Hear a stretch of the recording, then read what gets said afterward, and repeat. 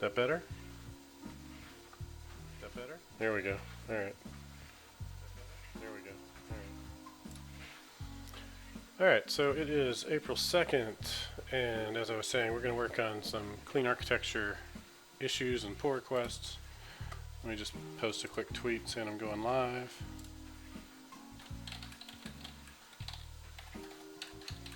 Going live now to work on clean architecture and API endpoints if there's time.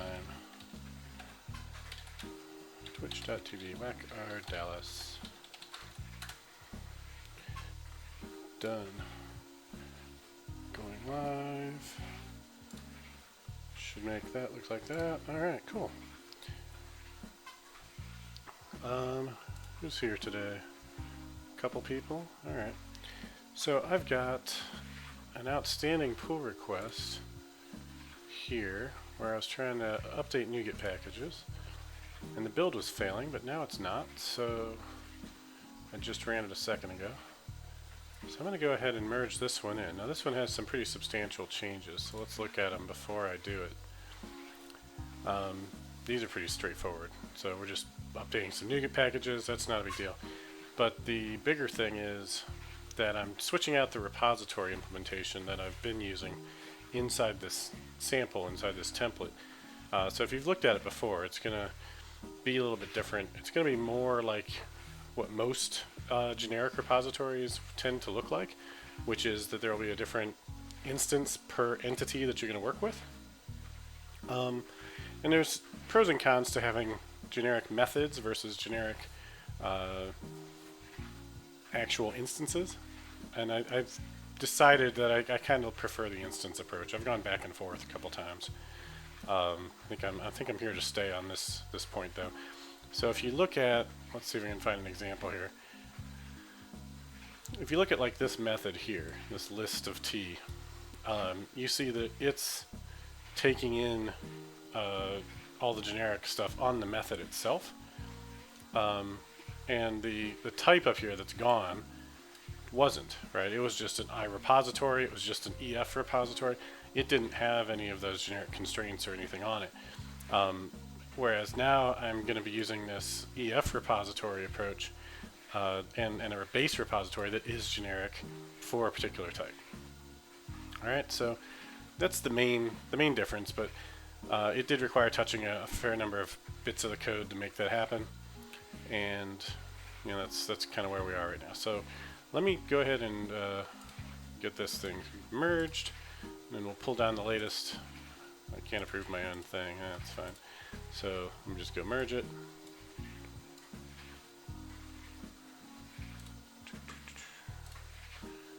Done. Done. Do it. Okay. We can delete this branch now. And let me pull the latest locally and we can kind of look at this real quick. So here's the branch I've been working on. Let's go back to the master branch. And come back here. Alright, so let me make sure everything still works. I'm assuming it does because it worked on the build server.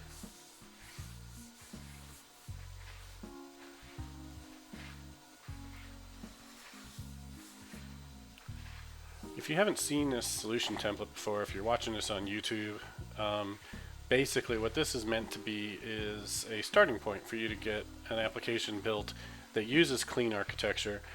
Maybe you want to use domain-driven design. Definitely check out my courses on Pluralsight with Julie Lerman that talk about that. This is the type of architecture that you should use for domain-driven design, in my experience, in my opinion, because it tends to make it so that it's hard for you to do the wrong thing. It's hard for you to tightly couple your domain and your domain model to your infrastructure, to your persistence, to your database, to your your file system or your emails. If you don't have this really simple set of projects in place, right? There's just these three projects. There's core, there's infrastructure. You can ignore shared kernel. That should be its own separate NuGet package. When you build this yourself for real, you'd want to pull that out into a separate NuGet package. And then there's your front end. There's your web project typically. So by breaking this up into three projects, you make it so that the core project has no dependencies on your other projects, right? It's working on shared kernel. Again, that would be a NuGet package normally, but it doesn't depend on your infrastructure. It doesn't depend on your data access, and that's the really key thing that makes this work. And that means all your domain services, your domain events, your entities, your aggregates, all that stuff that represents the core of what your application does and its behavior is totally free from dependency on the database. Now, if you're someone who's tried to do unit testing and experienced the pain of trying to unit test a legacy application that is tightly coupled to the database and or the user interface, then you can appreciate why it would be really nice to have all that business logic in one place that doesn't have any of that dependency. And that's pretty much the goal. That's the point of breaking it up like this. So this follows the solid principle of dependency inversion principle, and it inverts the dependency from these business types, your core, to your data access layer, to your infrastructure. And so instead of having these things depend on that infrastructure, it's the other way around. And so if you look at the dependencies here, you'll see in the projects that it depends on the core. And so that's why we're able to make this work. It means that if I come into one of my services or whatever up here, maybe the search service that uses the data access layer, but it uses it through an abstraction. It uses it through an iRepository, not through a, and that's weird because that should be an iRepository of something if I've gotten the latest. I have to look into that. But it doesn't use a concrete class. It doesn't use entity framework, for instance, or Dapper or some other concrete way of getting the data. Let me check into this because I'm pretty sure that my last thing should have fixed that. So why is that still here? I wonder. Oh, it didn't actually pull it yet. What did I do that made that not work? There we go. All right, so that's the change I literally just made, is that now this should be an iRepository of T here, and you can see that it is. So good. I just hadn't successfully gotten the latest update. All right, so that's basically what this solution is all about. That's why you would use it. You don't want to have to go to the trouble of creating these stupid projects yourself and setting them all up with the correct dependencies between them. And so you can just go out to GitHub, go out to Clean Architecture, and just install this. Now, you can get it as a project template in Visual Studio. You can install it, and it'll show up here with this beautiful icon that's, for whatever reason, inverted. I don't know why. Or you can go get a CLI template. You can just say, install the Ardalis Clean Architecture template, and then .NET New Clean Arc, and give it your project name right here. This is the recommended way that I typically do it, because then you can easily give it whatever name you want to have. All right. Now, with all that said, let's look at some of these issues that have piled up. So I've got about 12 different issues. Some of these I think are already clean. Some of these are just questions. So let's look through these. So this one's from 2019. I don't think it's going anywhere. I don't have a Mac that I'm using at the moment, so I'm not going to create a template for the Mac. You certainly can use the .NET New approach, so maybe we'll just say that's good enough, and we'll throw this little bit. Here's a link.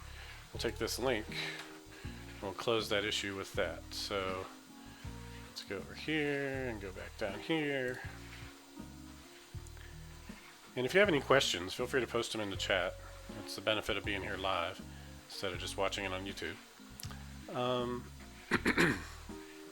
Alright, so yes, the latest files are always in the repo. Yeah, so generally the best way to get the latest version of this template is going to be to just download the thing from GitHub yourself or fork it, but make sure you update your fork, because every time you fork it, you basically can only fork once, and then it doesn't keep updating at that point. So, hey Greeky Girl Sarah, how's it going? So what we're going to do is we're going to say this is fixed with the .NET template that you can use. So you can use this template on a Mac using the .NET CLI, and here's how to do it. And we're going to close that out, which makes me feel good because that's been sitting there since like 2 years ago. So I'm doing all right. I'm trying to knock some of this stuff out. Got a late start. Trying to juggle my Pluralsight course deadline and trying to keep these open source things going as well. So, you know, always a juggle, always a struggle. Julie Lerman introduced me to her saying she likes, which is "the juggle is real," which I can appreciate. All right, so diagram and documentation. What is this one all about? This is from almost 2 years ago. So it's very interesting. Design. It'd be great if you had a diagram and document the components. Well, you could just watch my Pluralsight course, my friend. Agree. And here, look, I said watch these things. Prompt answer, much appreciated. And then I didn't close it. I don't know why I didn't close it. Maybe I was thinking I would put these things on the README. Let me see if these made it to the README. I'll add some more docs and things. Alright, let me go find the README. Let's see if there's any references here. There's some places to learn more. And there's some other, yeah, those links are all there. So we're going to close that one out. This one's good to go. We'll just close it. Geeky Girl leaves the room. Of course. I didn't miss your pun. Alright, now I get it. Alright, let's look at another issue. 2 down, 10 to go. Feature request, use cases. This is by me. Alright, so some people were asking about this in some other issues that apparently have closed. And the thing is, if you've read the book, Clean Architecture, by Uncle Bob Martin, he talks about having another layer, which my solution template here doesn't have. And so if you want to add that, you certainly can, but not every application, in my opinion, needs it. And so I don't want to overly clutter a template with pieces that you don't necessarily need. I already do that a little bit as it stands, so I don't want to do it more with a whole separate project and layer, as opposed to just a couple extra folders that people might want to get rid of. All right, so let me get caught up on this real quick and see what all we're talking about. So let's read this one. This is from early days, and he's got a nice diagram. He says, I'm reviewing different solutions from 3 years ago, and virtually all of them are set up with use cases and interactors with request and response, and I don't see any of that in this one. And I said, show me what you mean, and he said, here, go look at this, and this other thing here, and here's this picture. With the idea being that you come in from your view, which nothing in MVC actually starts at the view. The controller is where it starts. But you somehow come in at the view with a request to the controller. I guess maybe this is symbolizing you clicked a button in the view and it created a request that hit the controller. You create a request model. That'd probably be your view model or your API model, which hits a use case input port and then goes through a use case interactor to a use case output port and a response model. So this, to me, is very close to what I do with API endpoints a little bit, because with API endpoints, which we're going to talk about today if I have time, there's a request and a response that you define, and those are both types that you can set and control. So it's almost like that's closer to this. I don't really use this. All right, let's see if we can continue through this list of references. People keep asking me about this. So I need to come up with some answer so I can close this issue. Alright, is this really clean architecture? So I looked into this, blah blah blah, and you're using technology-specific naming instead of use case user flow oriented. This is meant to be a solution template. If you're using a .NET, it's more typical of that, and I like to use feature folders. It's not super opinionated about you using them. I like to use vertical slices too, which you can certainly do with this. Going to try to having a branch with the use case approach would be very helpful. All right. Yeah. Okay. But I don't know where to put that. I feel like it almost needs to be a different GitHub repo, because if I do a branch, then no one's ever going to see it, for one thing. And I'll have to keep the stupid thing up to date every time I keep this one up to date, which honestly just isn't going to happen.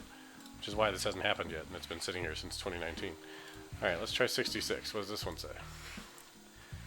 This one says, first of all, thanks. This might sound basic. I wish I had business logic.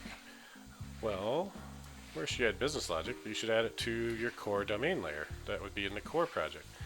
Let's say we have a payroll system that needs to calculate salary based on things. Where should it go? I believe you'll answer the use cases layer. No, I won't, because I don't have one of those. Is it correct to assume that the use cases layer is the same as the business layer? No, I think the domain model is the same as the business layer. The use cases layer is, to me, optional. I have a core layer.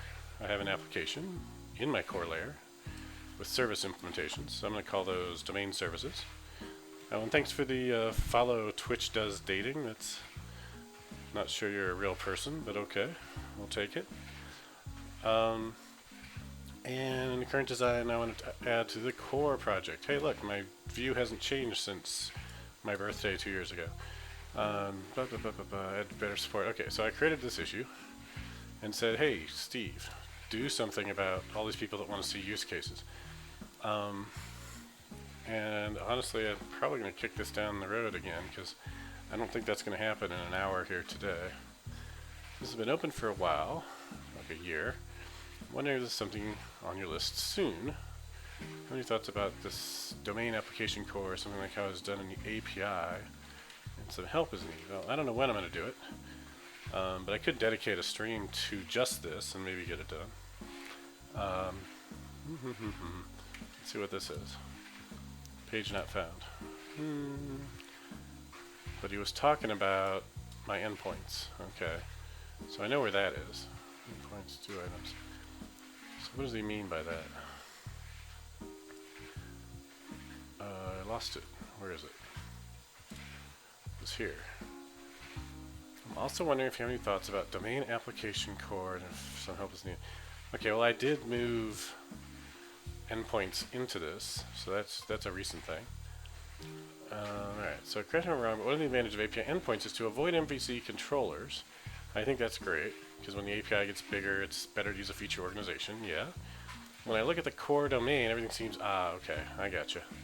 What I'm looking at doing is so what I need to do is exactly what he's talking about here, because this is what I do in real apps.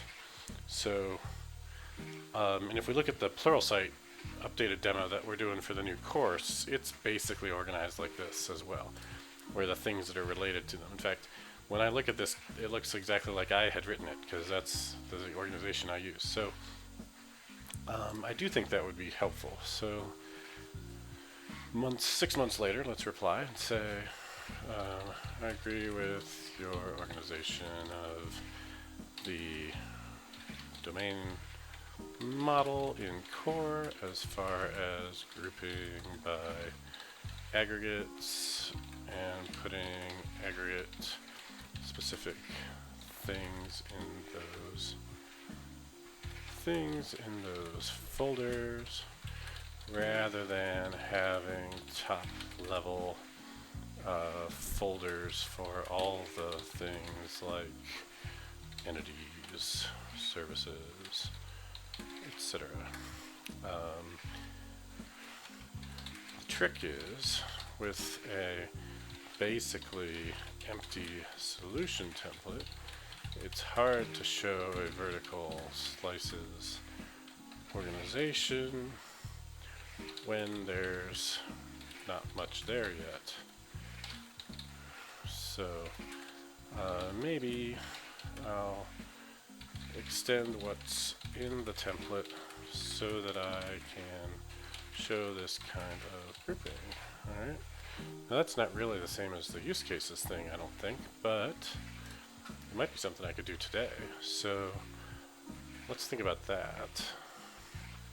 Let's come back to the code and let's just talk about what he's talking about a little bit. So if you look at the core structure here, it is pretty generically set up, right?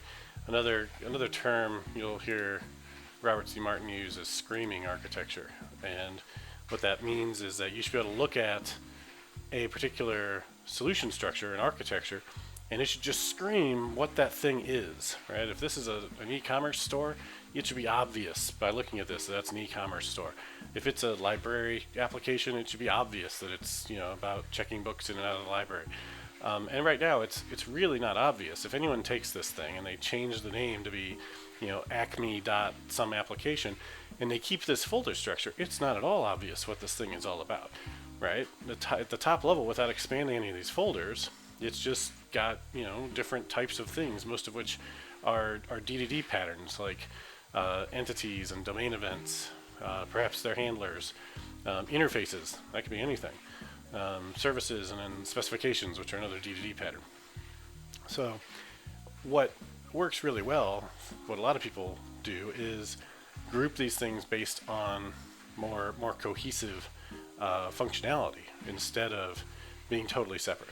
And there's another folder that's not even here that I usually add, which is custom exceptions. So I would probably have another like exceptions folder, which I think he had here, right? Events, exceptions, entities. Yeah. So my one entity that I include here is just this to-do item. And it's just meant to be something you can throw away and delete so that it doesn't clutter things up, but it kind of shows you how things should be structured. But what if I extended this slightly? What if I made it so you had, and I do this a lot of times in my classes and things that I teach, as a lab, I say, hey, extend this and add a project, where a project has a number of to-do items associated with it. And if we wanted to add a project, now we would have an aggregate that would make sense. Hey John, how's it going? And I could organize the folders around that. I could have a project aggregate folder, and in that it could have a project entity and it could have a to-do item entity together because they're both in the same aggregate, and then their related events and exceptions and things like that could all be in there too. So let me see if we could do that today. Maybe we can do that. We can at least get a branch started and reference that thing. It's not really use case related, but it's all right. So we're going to say this is Ardalis project aggregate. That'll be our branch. And what I want to do is I want to create a new folder for this, and I'll just rename the entities folder, I suppose. But I want to create a new class called project, and it's going to be a base entity, and it's going to implement iAggregate root. But to-do items not anymore, right? It's going to now be part of this project aggregate. And the other thing this will show is how to have aggregate structures inside of these types of applications. So what does a project need if you're going to create a new project? Well, it would probably be good for it to have a name. So we'll give it a string name. And we can be good DDD citizens and make it private set. And we can say that we need a constructor where we're going to set that name. We'll say a string name and control dot that initialize the name. All right. And it needs a list of to-do items, which we're going to also encapsulate. So it'll just have a public IEnumerable of to-do item, which will be a read-only list. This will be items, let's say, and that's going to be items dot as read-only. Of course, I don't have items yet, so let's do that. Private list of to-do items equals new list, and we need a list, and we probably need a couple other things. Let's read only. There we go. Okay, so that looks pretty good, and that's going to break all kinds of stuff. Alright, so you can still mark these things as complete, and when we mark them as complete, they're going to have these events. And I would like for the project to have a status or something that specifies whether or not it's complete too.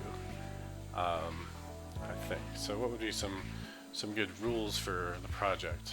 I mean, the status is going to be pretty trivial. It can just be a lambda off of the items for now, but let's just do that. So we'll say public status should via method. I really hate enums, but I feel like this ought to be an enum. Maybe I'll end up using a smart enum. But for now, let's create the enum here and say public enum project status, which is, let's see, I guess in progress or complete. That'll give us enough. It's a little bit better than a bool. And we'll say public project status. Status is what? Items dot all using link I such that I dot is done question mark project status dot complete, otherwise project status dot in progress. Alright, and we could write some unit tests that prove that that mostly works. It looks okay for now. We can also start putting these into different files. So we'll put that into a file, and we'll put this into a file. And the main goal is just to show how to organize these files. So we're going to say to-do item, project status, project. Those things all go into the project aggregate folder.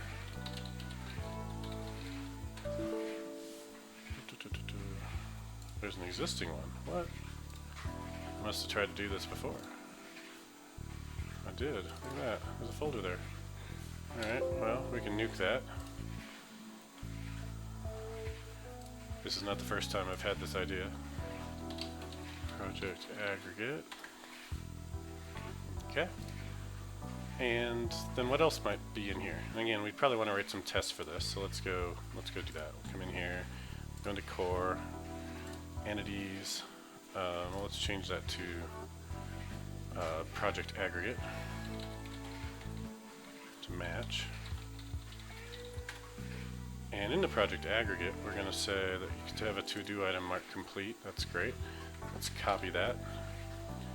And that didn't do what I wanted. I don't want to copy that. I want to copy this. Alright. Let's create some project tests. Let's start with just a simple one. Project constructor. I'll come over here and we'll say project constructor initializes name. Be an easy one. And so we'll say string test name equals test name, which we can't spell. We'll say var project equals new project. I'm going to have to fix the namespaces here. Here, and this is how you get lost going down rabbit holes, because I'm going to forget where I was while I try and fix these namespaces. But it shouldn't be too bad, because I'm done.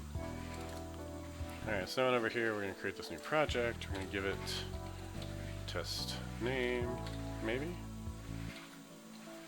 There we go. Get our using statement, name. And then I don't remember if I give you any Fluent packages here. Doesn't look like it, so we'll just do a usual xunit assert dot equal expected test name project dot. Come on, IntelliSense, keep up. Alright, and that should work. So get rid of this one here for now. And just control, or no, not control dot, here, just run test. Hey Clevar, how's it going? It's been a while since I've been streaming. That's not going to work, is it? Entities does not, oh yeah, I broke all the things. Sorry about that. Yeah, let's fix that. So I don't need that anymore. This test is not going to run until I fix up a gazillion things trying to use to do item. So let's just go do those real quick. In the database, I can't make one of these anymore. So let me just cheat for now so I can get my test working. And I'm going to make this be an I aggregate again so that my repository can work with it. That's not what I want. I aggregate root. Right? That. Okay. Why are you not happy?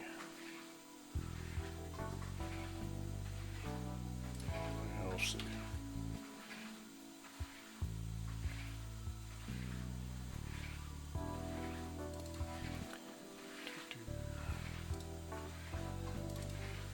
You're supposed to be project aggregate now. And anywhere else that that using statement is, I gotta fix.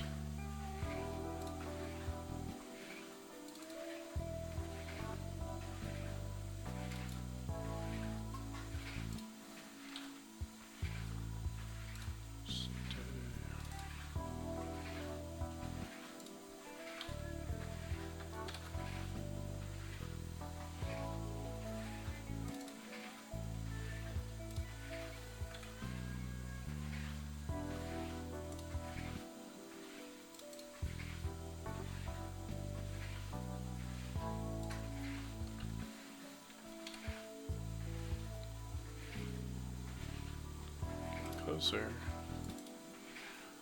Alright, now we're down to a link problem. Alright. Now we're going to break all the other projects. Yep, there we go. Can't find that.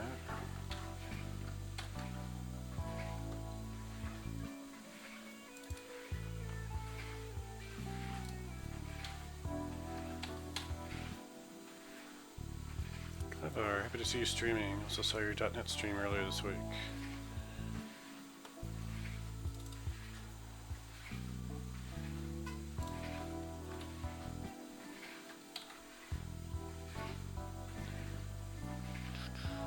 That's true, I was on somebody else's stream earlier this week. I was trying to think, when was I streaming? Because I wasn't on Twitch, but I was on another show. The .NET Docs show, right?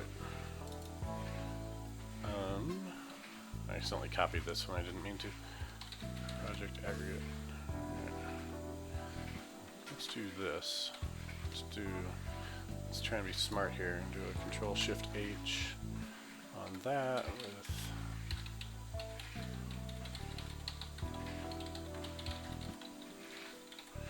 what could go wrong?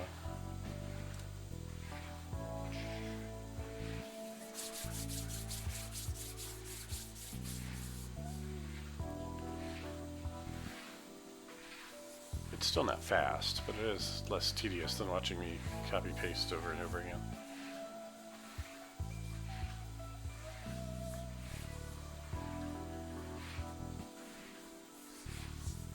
Hey Hector, I see you're on here. Good to see you.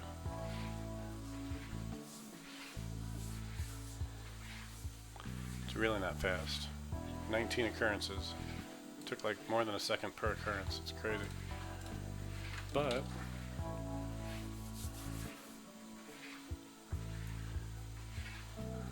how'd it do? Ooh, look at that. Nothing failed. Alright, so now we can run our test. So we come down here, project constructor, make sure this works. It's a pretty easy, get started test. And it works fine. There's my green check.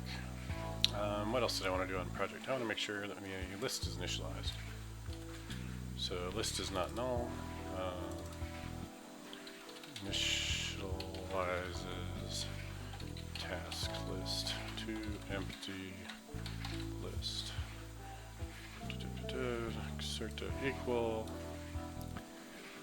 Not really equal. Assert dot not null. Project dot items. Now we could add another thing to my enum that would say that it's not started yet if it has no items. But let's not get into that yet. We will, however, check that the status is what we expect. Initializes status. I think it should be not started. It's not really complete yet. But I'm not really sure what this will be.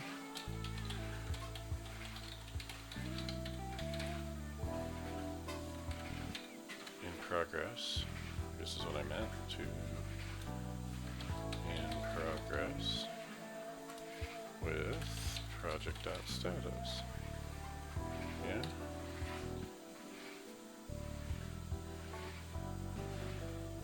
Hi Hassan, thanks. Hope you're having a good evening too. Alright, let's run these tests. See how they work. And boom, that one failed. Alright, so that's interesting. I wasn't sure really what that would do. So what did this tell us? It said it was actually complete. And if we go look at our code for that, and we go see up in here where project is, we said status will be if all of them are marked done, then it's complete, otherwise it's in progress. And somehow when this is empty, all of them are marked done. I don't know what logic that makes, but okay. So sure, let's just run with that. In this case, I'm going to update the test. It's really not a important case that I'm too worried about. We'll say it is complete because it has no tasks that need doing. So we'll just say that's the rule. Like I said, I could go either way on that. And let's run it. Thanks for the follow, Omer Kosar. Appreciate it. And we're all green. Alright, so now let's talk about refactoring this test for a second. First off, I've got a blog post you can search for if you want on testing naming conventions. And you can see my test naming convention is generally the class of the thing I'm testing, the method of the thing I'm testing. So this is the project, is the name of the actual class is project, and then constructor. And sometimes I'll separate that with like an underscore. So if you like that better, you can. But sometimes I don't. So today I'm just going to do it like this. That's the name of my test class. And then I'm going to have methods for each type of test case. So these are all, basically just newing the thing up. Clever's got a question about integration tests. He says, what's your opinion about having integration tests of an API that uses infrastructure services? Do you mock those out? What's the right approach? I think what you're describing are ASP.NET Core integration tests that use test server. And for those particular types of integration tests, I actually classify those as functional tests because they're sort of testing out the entire functionality of the entire app, but without actually having to have a client involved, right? There's no browser. So SM is from the future. I don't know, 2009 sounds like the past. So, living in Iran, it's late at night here. It's, oh yeah, well I guess it is, yeah, he's already in tomorrow. It's April 3rd for him, so yeah, we'll go with that. Alright, anyway, back to the functional test. Clever is wondering, should we use mocks inside of our functional tests, is the base question. And so you should use some different type of dependencies. Let me see if I can, it doesn't work in here.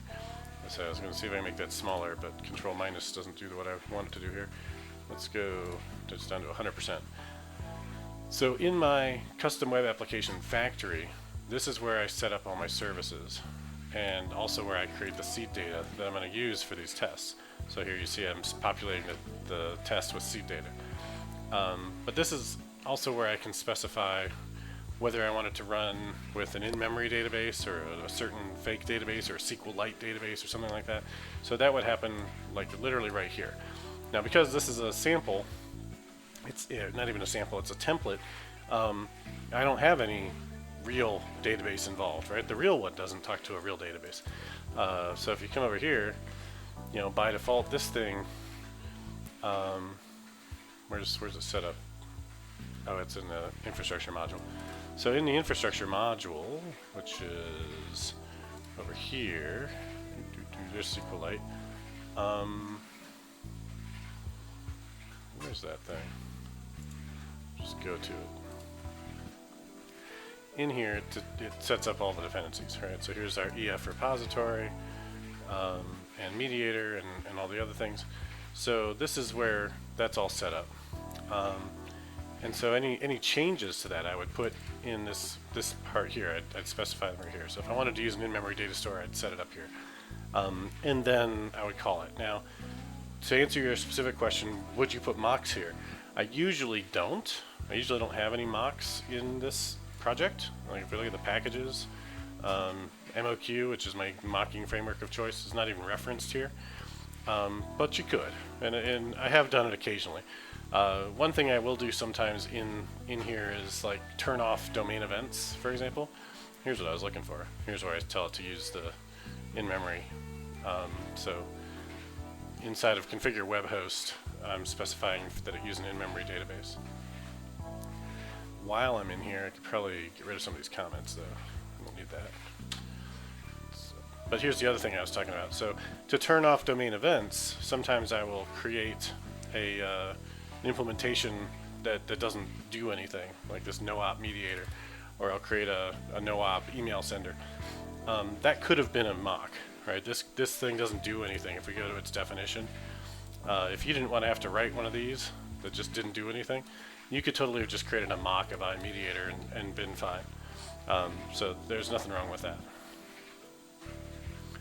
All right. Any follow-up questions? Does that make sense? So the short answer is I don't usually put too many mocks in my integration tests. I try to keep my mocks for my unit tests. But occasionally, like for the functional tests, if there's things I don't want to turn on, like sending emails, for instance, I will wire up a dependency in DI to a fake thing. And that fake thing, if you don't want to have to define it explicitly, you could certainly use a mock there if you wanted. All right, so where were we? We're writing tests. We're writing unit tests for project. And you should see, if you're evaluating this code, that there is some duplication, right? There's a lot of duplication. So what could we do to clean this up? Well, there's probably 3 things I would say we could do. The first thing we could do is we could take these 2 lines that are the same in every one of these and pull them out somewhere. And I would say that'd probably be a good idea. And so one thing would be move the string someplace. Another thing would be move the creation of the project someplace, so like a helper. The third thing that you could do is take all these assertions and put them in one method and say, just does everything, right? So a project constructor initializes project, and then assert this, assert that, assert the other. I wouldn't do that, right? And the reason why I like to have separate tests for these is because I would ideally want each one of these tests to tell me the thing it was testing in its name. So when it breaks, I know what broke. So I'd like to keep one assertion per test, or at least one logical assertion per test. If I have to assert a couple things to make sure something is correct, but it's the same thing that I'm asserting against, then I'm okay with that. But I don't want to have totally different things that I'm asserting. So if we want to pull test name out, right, I think there's a refactoring for that where I can promote this up to a field, but maybe I'm just remembering ReSharper days. But usually I end up having to write it myself. Say private string test name equals test name, like that. And then I don't need this anymore. And these can just be underscore test name, all the things. So that goes away. And this goes away. And this goes away. And this becomes that. And this becomes that. And we can run all our tests again and look for green check marks. Now in this particular set of tests, I'm not really doing anything else with project. So I could, if I wanted to, create project as a field as well and just create it. Like I could take this line and I could put it right up here. The problem is that then if there's an error in creating it, it's not necessarily going to be easily associated with the test that ran it. I mean, I think technically it would be, but the stack trace is going to say, hey, this thing blew up in a constructor. It's not going to say it blew up in this method with this name, right? So what I probably would rather do is have the project creation be in a private helper method. And so you can just do something like private project, get project, string name. I don't even need string name in this case because at the moment I'm not trying to change it. So just do this. Return new project with the test name, which is what all those things are doing. And then we can keep this as a local if we want, or we can still have a undefined as yet test project at the top. Either way works. I think I probably like the field, so I do private project test project equals null, like that. And then here I would just do underscore project equals so get, this should really be create, and we'll call this create project, and then put that down there. And then this line I can just copy a couple times.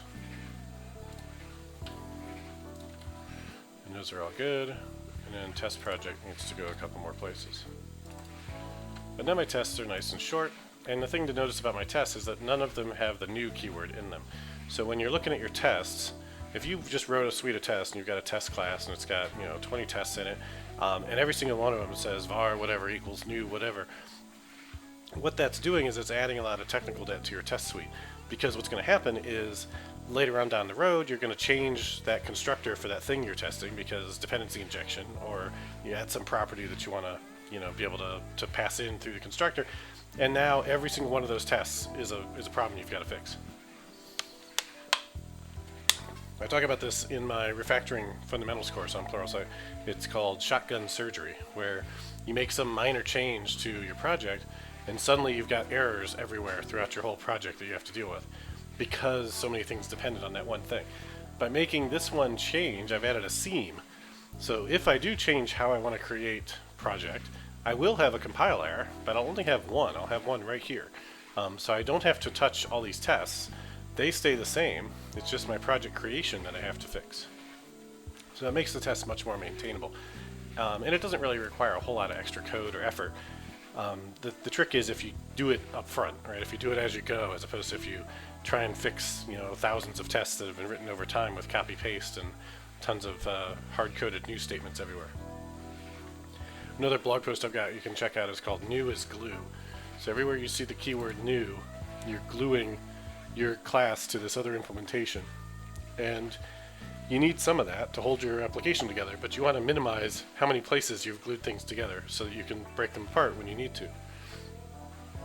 Alright, so that's enough of unit tests for project for the constructor.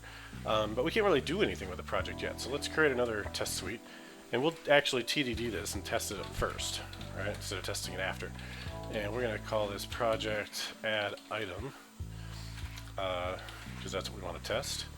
And then we'll create a test. And what does it do? Well, this may shock you, but it's going to add the item. Adds item to items. Okay, so let's take this test project right here. There, and I don't really care what the name of the project is in this one, right?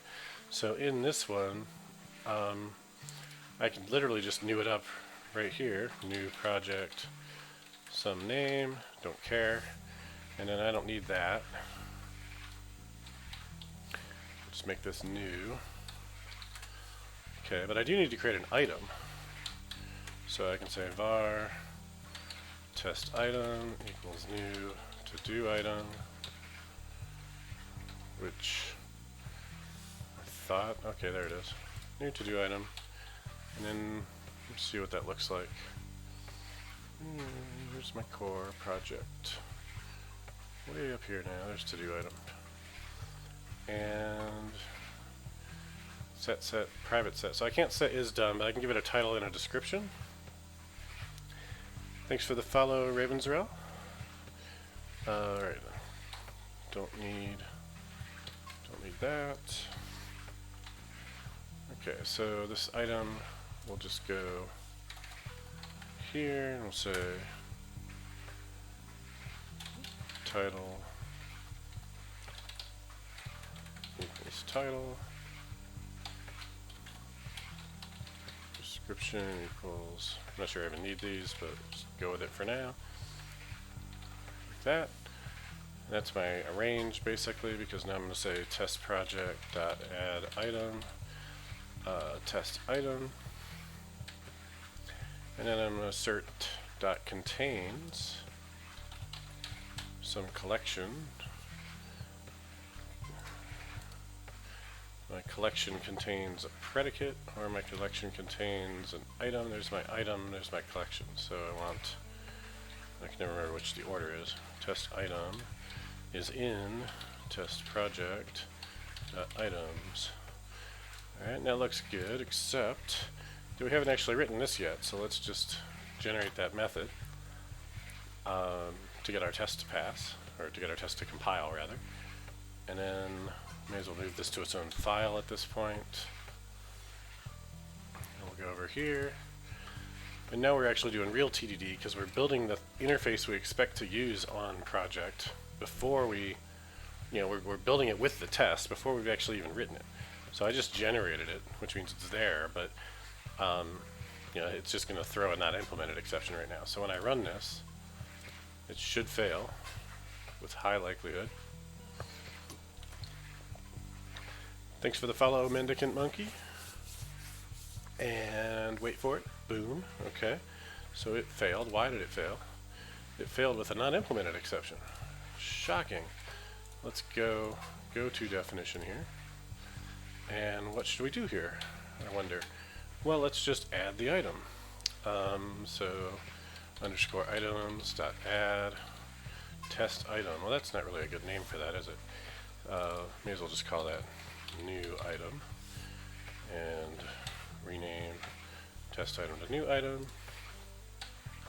Okay, and I'd really rather that not be above my constructor, so we'll put it down here and we should be able to build. See you, John. Have a good weekend. Alright, everything builds. Let's go back to project add item. And let's run this test again, and it's going to pass, I'm pretty sure. And it does. So that was our red, now our green. Now we refactor. Anything to refactor here? I don't think so. It looks fine. I could get rid of this stuff because I don't really need it.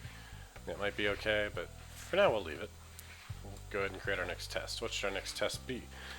Well, I don't think I want to add null items. So if it gets a null item, I think it should throw an exception.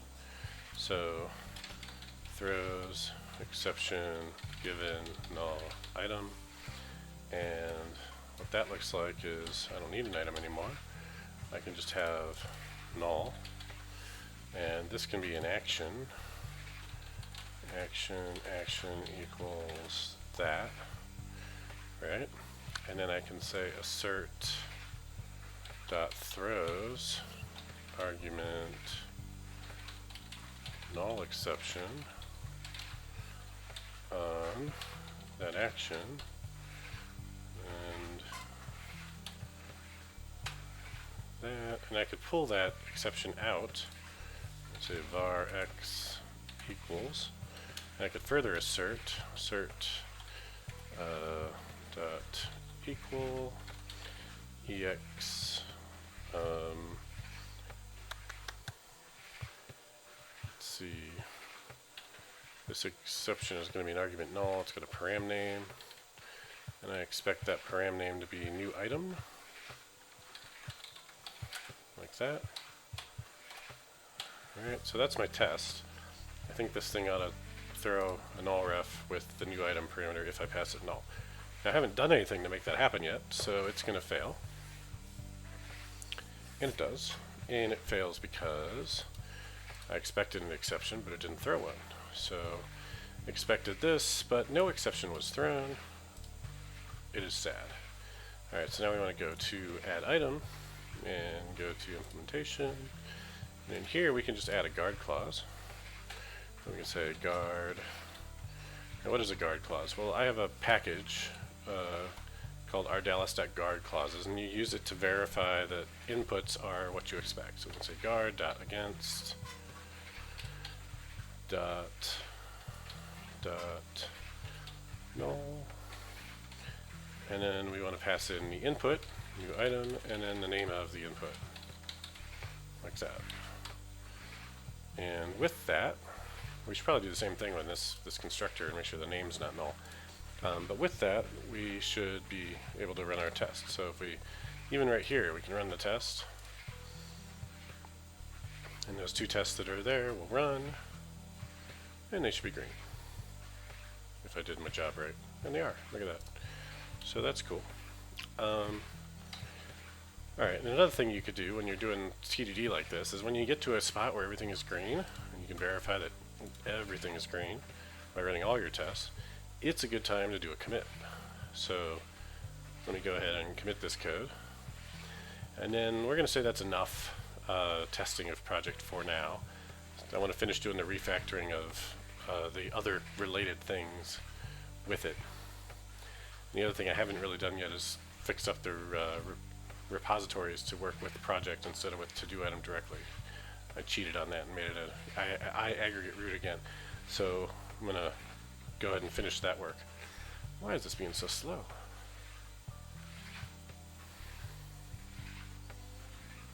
There we go. Alright, green, green, green. Now you're going to do it again. It was all green. There we go. Alright. I guess I wanted to test it twice. So let's go over here, and we've changed all kinds of stuff. But we have refactored to add project as aggregate root over to do item, added unit tests for project, and it's worked pretty well so far. I think that's about it. Yeah, so commit all those things, and sure, push them up. We're in my branch, so it's not going to affect anything just yet. Okay, so now let's go find to-do item, and we see it doesn't know anything about its project. It will get a foreign key to project ID when I create migrations for this. Right? So far, there's no migrations, so it's not doing anything with that. But it would automatically do that because it will detect that relationship that I've composed with it using that list of items. What I want to do though is get rid of this aggregate root, and I want to force all the things that are trying to get to this to-do item to do it through its aggregate root, which is project in this case. So over here, let's go start with this first one, and it says you can't do an iRepository of to-do item. You can only do an iRepository of an aggregate root, in this case project. So I have to make this project, and I have to make this project, and that's going to cause me problems later because down here it wants to just list out all of the to-do items, but really that's now going to be go get a project and list its to-do items, which means I need to actually seed some data. So let's go find my database populator. This is where I create these things. Let's create a project instead repository. Project repository, and we'll say control dot rename all the things, and we'll say if project repository dot list async dot result. That's not very good async code, but whatever. If that equals, if it's greater than 0, then we have a project that we can just return out. Otherwise, we need to create one. So we're going to create a new project, and that project needs to have a name. Let's see, my project to-do items are familiarizing yourself with clean architecture. So this project will be get familiar with clean architecture template. There we go. And then we can just do project.addItem here for each of these things. So take that. Thanks for the follow, Bob Joel. And we'll take that. And I really ought to make this method async because it's just not happy with all these dot waits and stuff in here. But I'm getting rid of most of them at least. Rid of that. Get rid of that. Alright. Now we need to save changes on this thing and basically add it to the repository. So if that's 0, then project repository dot add async project dot wait, I guess. And then this thing returns an int. Well, it added a project. This will still work. It's going to be a list of projects, so it's going to return 1 instead of 3. Bisquith. Hi, how are you doing? Okay, so this should work. So let's build it. We're going to have some more things to clean up, but that should have dealt with some of it. It's 36 errors left to go. These should all be project and project. And I would really call this a project repository.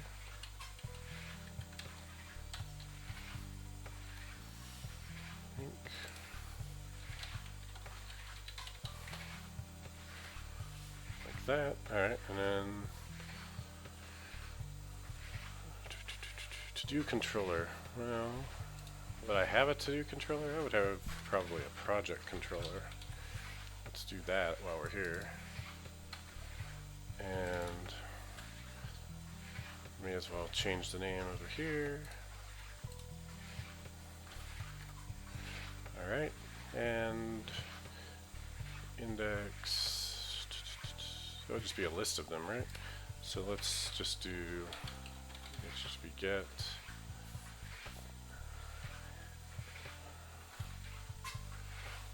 It's just an, is this returning a view? It's returning a view, alright. Never mind. So that view is going to need to change because I had a view for to do. Now it's going to have to be a view for project. This is why I hate MVC. I have to change all these things in all these places. And you're expecting to get like a list of to-do item DTOs, right? IEnumerable of API models to-do item DTO. But we're not going to do that now, are we? Because now we're going to have a project DTO. So, we say public class project DTO, which has public int ID and public string name and public list of to-do item DTO items, right? And that's gonna need, wait for it, that. Okay, good. And then it can go in its own place. So these are gonna come from to-do items. I could use AutoMapper, but I'm not going to just yet. We'll move that there. But now the only thing that this index needs is just a project DTO. It doesn't need an IEnumerable, so that's nice. I can just say, give me a project DTO, and it can say something like project name at model.name, and then items. Now these don't really belong inside of a UL, so let's push that out, put it right there. And I guess this could be an H3, maybe. And then this could just be, I don't know, bold? Go old school. It's not at all good HTML, but it should work. Let's see. That model doesn't like that because it wants to know the namespace. So that's going to be clean.architecture.web.api models dot project DTO. There it goes. So that should work. And for item in model dot items. Alright. Now we can go back to that controller. And the thing is, this controller has integration tests that are all broken now. But we'll get to that. So items, project controller, really want to just have it default to the first project it finds, I guess. This is really like just a get by ID type of scenario. Let's give it a route.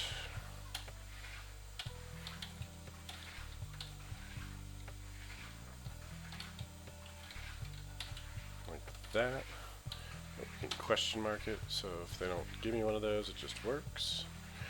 And then this gets an int project ID equals 1 if they don't pass it. Why are you not happy? You really think it should be... No, I don't think you're right at all. Bisquith, I'm writing on my dissertation project. During my research, I've come across your name a lot. Cited a few of your articles on Microsoft Magazine. Well, thank you.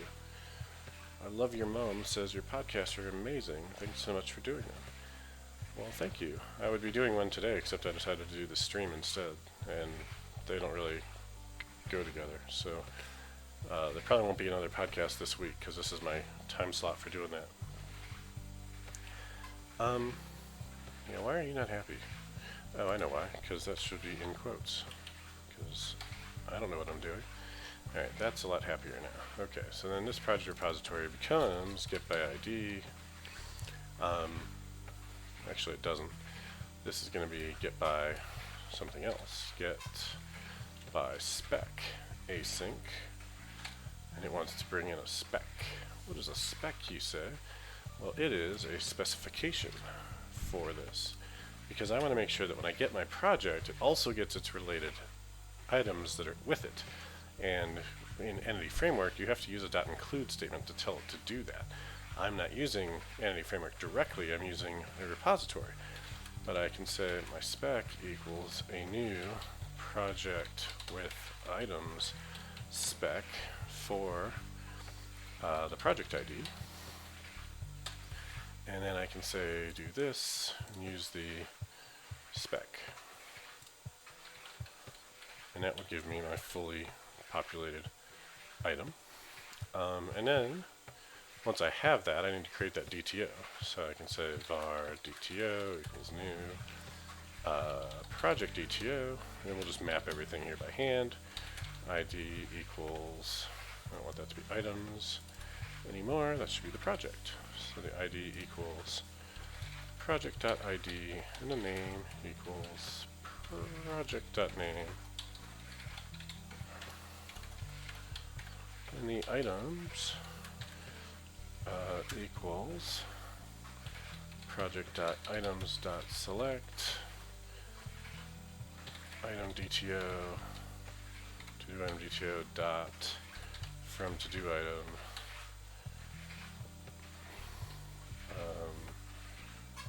let's see item do item bam. And we just return back the DTO. Alright, now this thing doesn't exist yet, so let's go create a project with item spec. So over here we've got this incomplete one. Let's just copy it. We're not actually going to use that incomplete one anymore. Project with items spec, and this should really be project by ID with item spec, because we're going to pass in the ID. So copy that, paste it here, take in the ID, int project ID, where project is project.id equals project ID, and then we'll add our .include on this. .include project.items, like that. And it doesn't like that. Why doesn't it like that?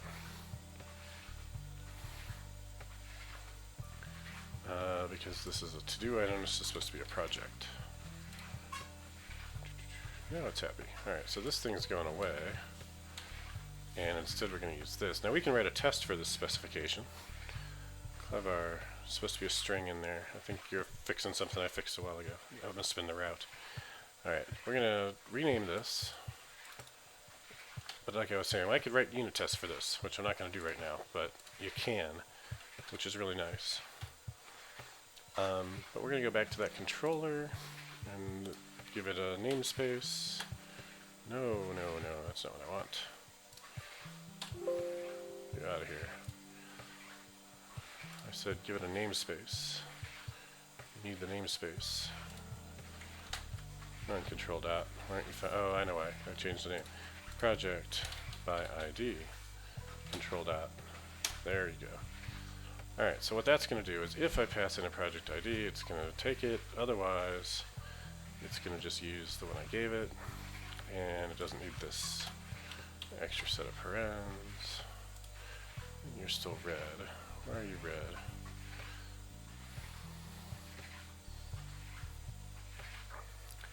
Implicit conversion, project ID with item spec to I single result specification. Yes, I need to do that. So the specification also has I single result specification. It's there to help you. So that if you return back a single thing and not a list, you specify that it's a single result specification. So that's this thing should never return a more than one project because it's by ID. Alright, so that's just a thing to kind of help you go down the pit of success. And with that, still got 2 failures, still got 38 errors, but we're getting closer. Alright, so the goal before I finish the stream is to get all this to work. We'll see if we can do it. Alright, cannot implicitly convert an IEnumerable of to-do MDTO to a collection generic list of to-do MDTO. Okay. Items is a list, so items dot select that dot to list will make you happy. Alright, that's fine.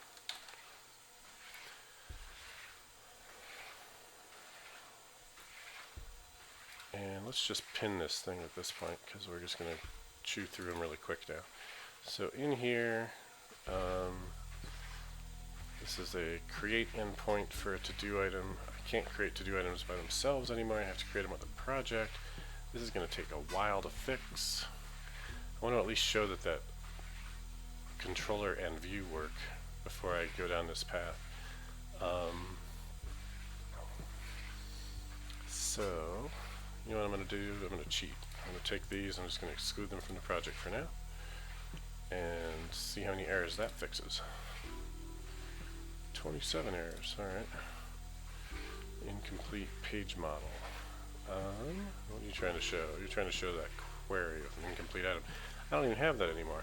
But I could do it for a project.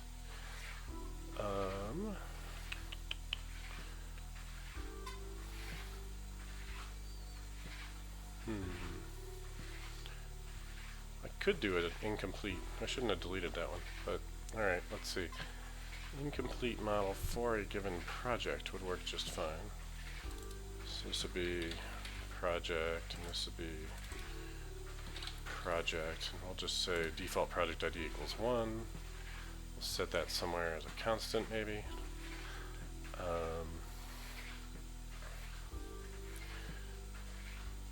still want that spec, but first I want to say project spec equals new, what did I call the thing? Project by ID with item spec 1. Project equal repository dot get by spec async with project spec with an await. And the cool thing about these specs is you can actually apply them to a list. You don't have to use them with a repository. So if I put this thing back the way it was, I guess I'll just have to recreate public class incomplete items spec specification of to do item.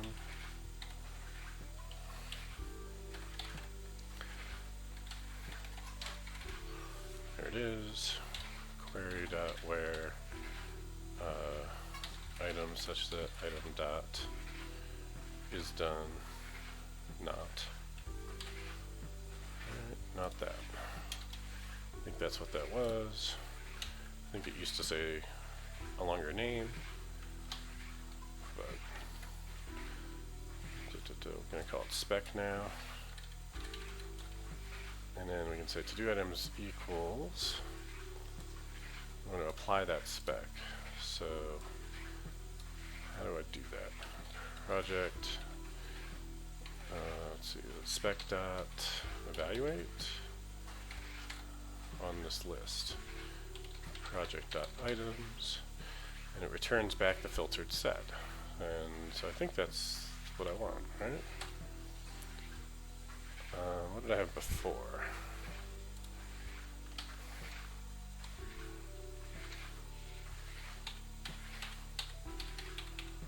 Was I mapping it?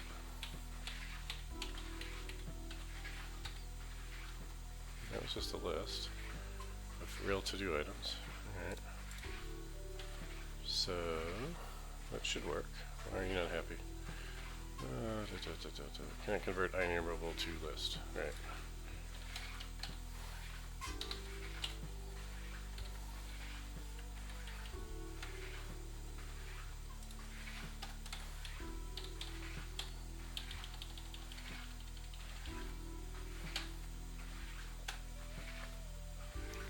Alright, so that should be good. Got 7 minutes left till I want to be done. So at 24 errors. Index model page. Let's just do the same thing. So for all these things, I'm just going to fetch the project. So let's go here. I want to make that a project repo, and then do these things. Alright, so index model. This is going to be project. This is going to be project. And the items are just going to be to do items equals project.items.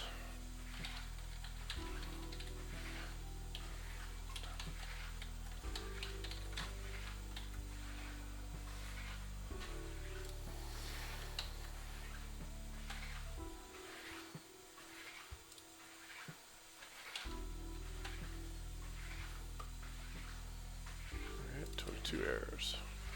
Populate the model. That's an important one.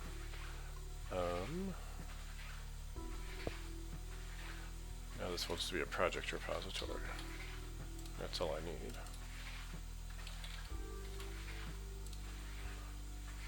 And you're good to go. Okay, to do items, project repository, repository.list.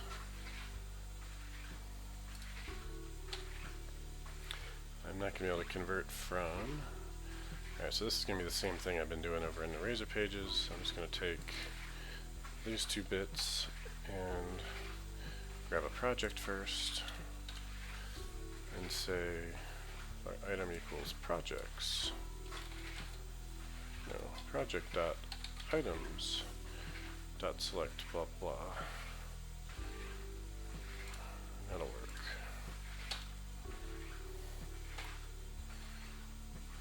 Okay. 18 errors. And we're going to be a bunch of them inside this to-do items controller. And we're just going to fetch that project every time.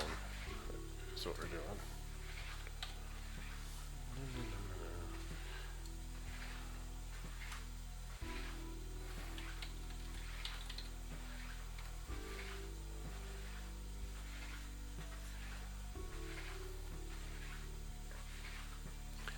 Get by ID. Alright, that's going to be first or default.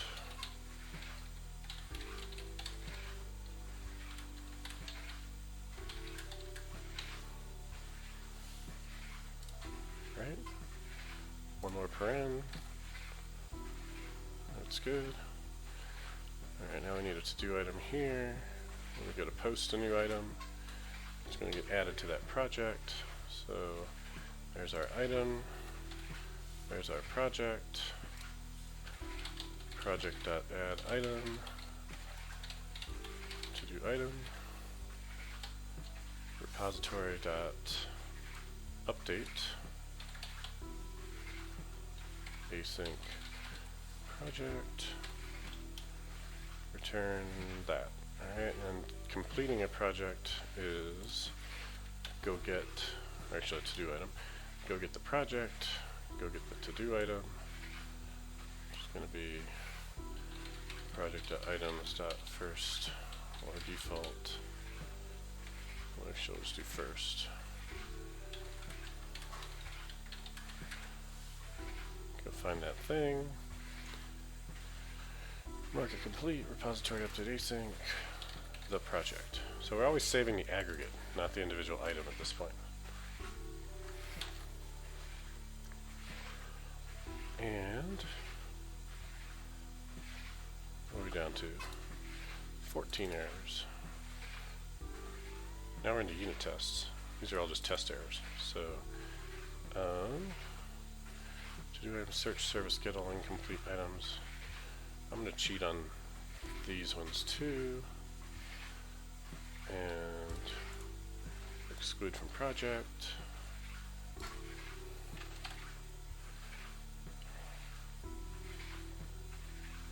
Three fails.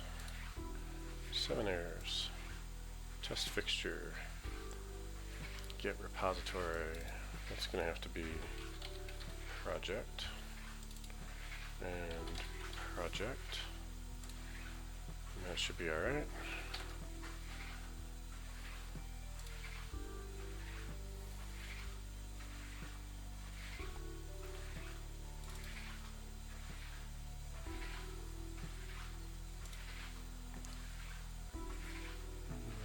Cannot be found. It's because I changed its name to something else. What did I call it? Incomplete items spec. There we go.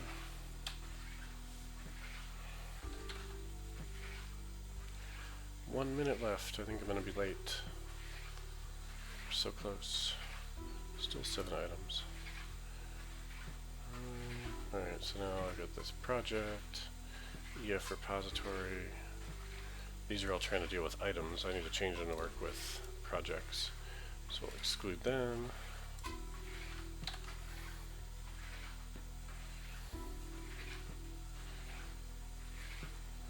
Come on. 4 errors. To do item search service.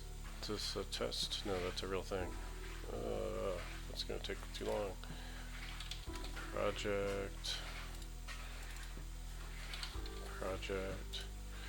Get all incomplete items for a project. With a search string. Let's do project ID string search string. We'll just change up the requirements as we go here. And we'll get, see, that can be a spec. We'll grab our project, and instead of 1, it'll be the project ID. And the incomplete spec is that. And now of our items is pretty easy, I think. Our items equal incomplete spec dot evaluate project dot items instead of that. Get next one. That'll be the same way. If I cheat and I give it a project ID, and this becomes that items. Why are you red?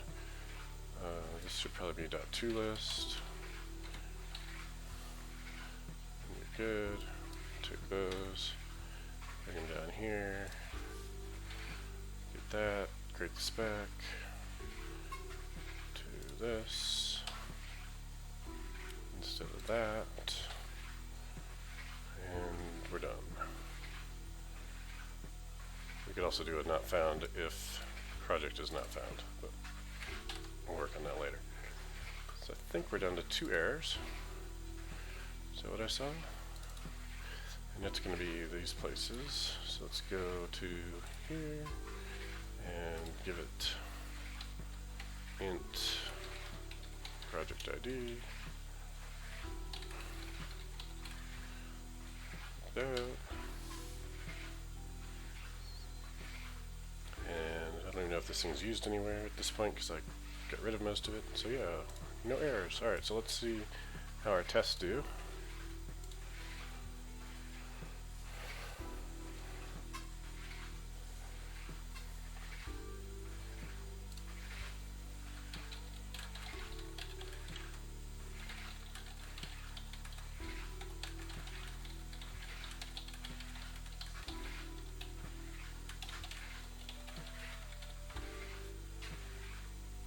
These are broken, but that's expected. Let's just run this thing and see what it does, and then we'll call it a day. So we expect it to have some issues still. We don't have a DB set for project, so let's fix that first. So we'll go to our DB context, which is in infrastructure, and previously we had one for to-do items. Now we need one for project, called projects. I probably don't need the one for to-do items much longer. I've got this configuration class.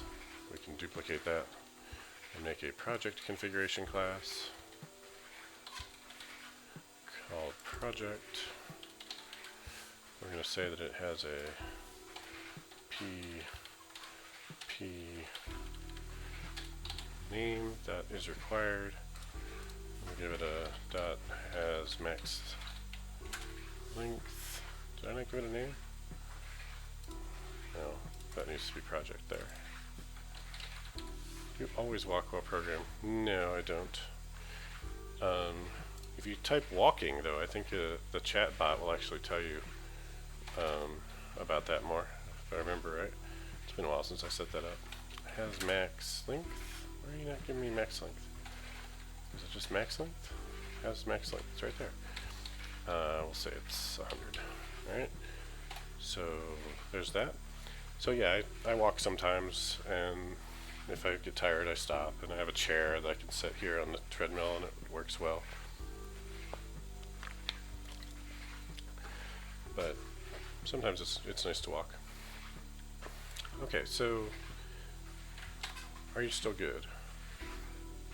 Yes, yes, good. Alright, so let's move this to its own file.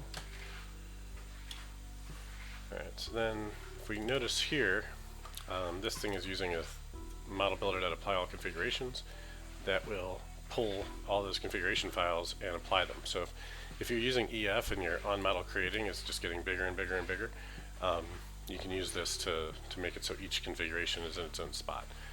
I also recommend using constants for these instead of these magic numbers like I just did, but I'm in a hurry right now, so we're going to just use the magic number. And let's run it again.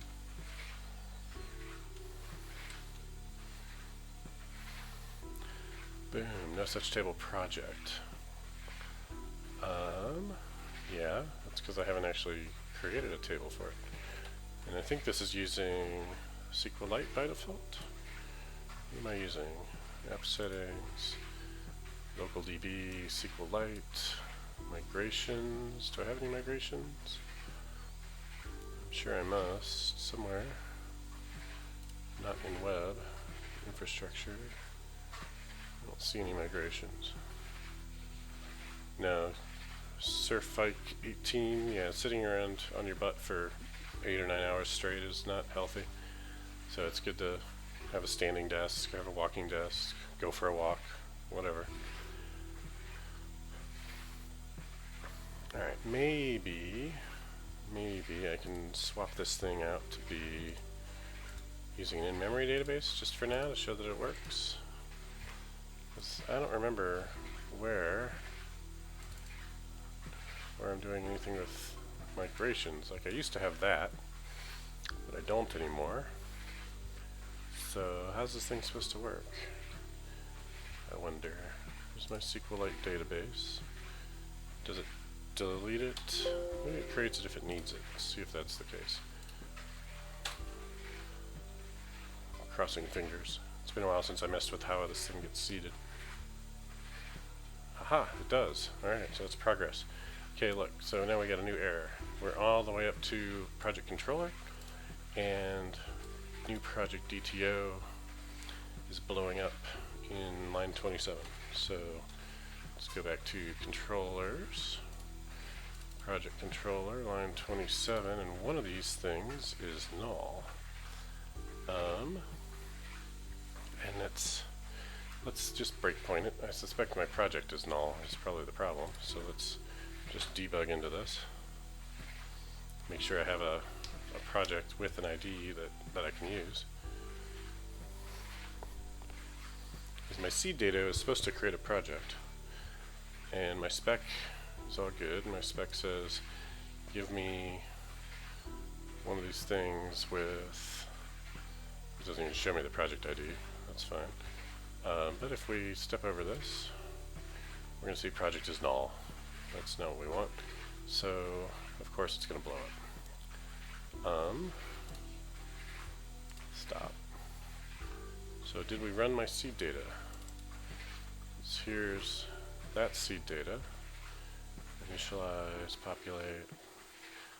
I've got too many seed datas. That's my problem, because I did this database populator, which probably nothing is using. Let's see.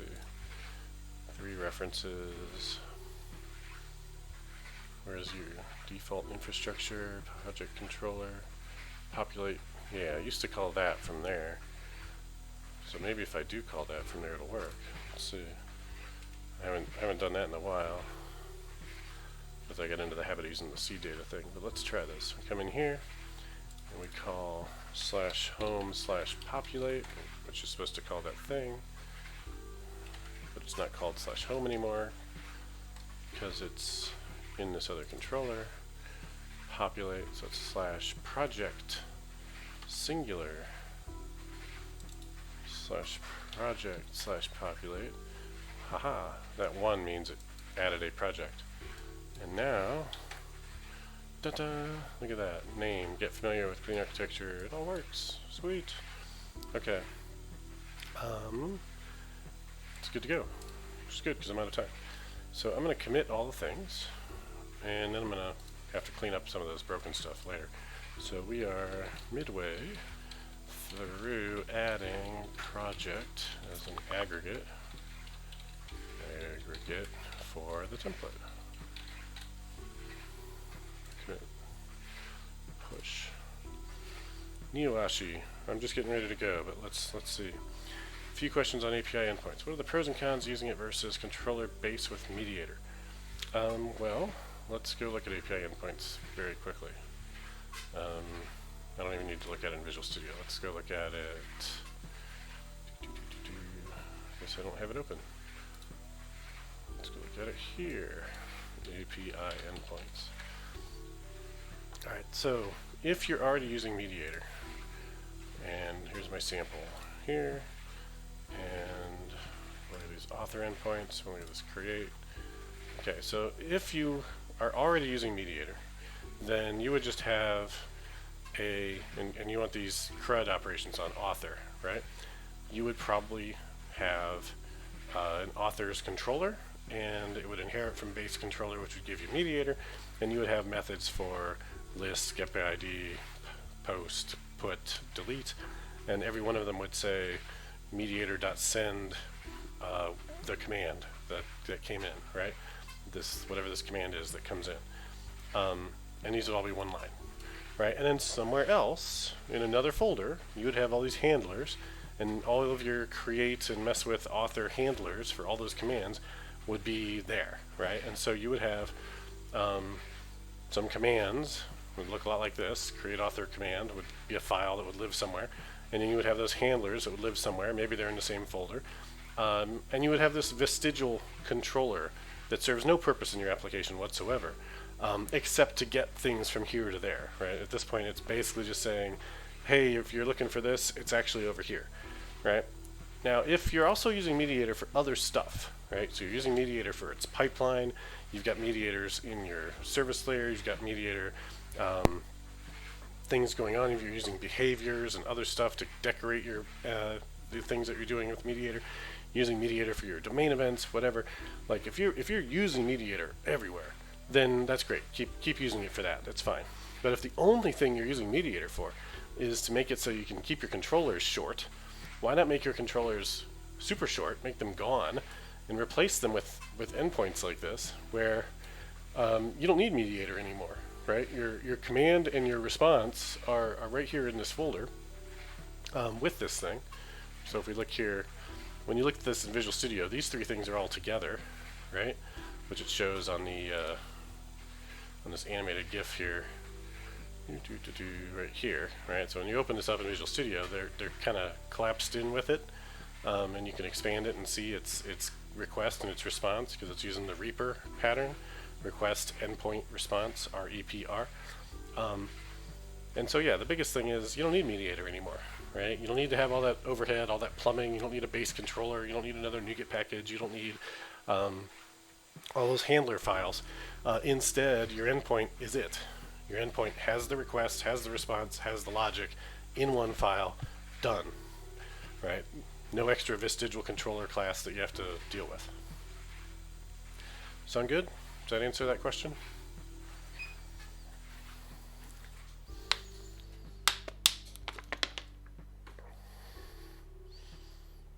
Yoshi is typing or has left the building.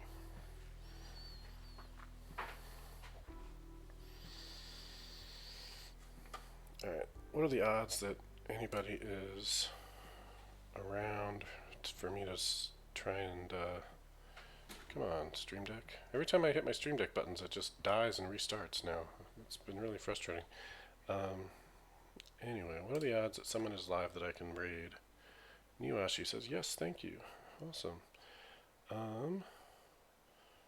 Anybody doing .NET stuff?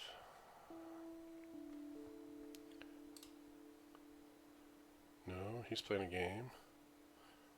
Coding Garden has 2,500 people watching him. Wow. He knows how to do a stream, apparently. I'm not worthy of that type of audience. Look at this dude. 2,600 people watching him. I guess I need to do coding on games more. That's the trick, right? So he's doing a game. He's doing game dev or something. That's me. Irish John, that's games. This guy's doing who knows what. It looks like I can't even tell. It's too small. Josh, I don't know Josh. He's doing Minecraft or something. And this person, Spherus, is in VS Code doing something. Looks like a game, right? So everybody just wants to do game dev. I'm the only person that does at the moment .NET, not gaming dev, apparently. So I'm gonna pass on sending you all to somebody and just say thanks for watching. Have a nice weekend. Stay safe, and I'll see you next time. Cheers.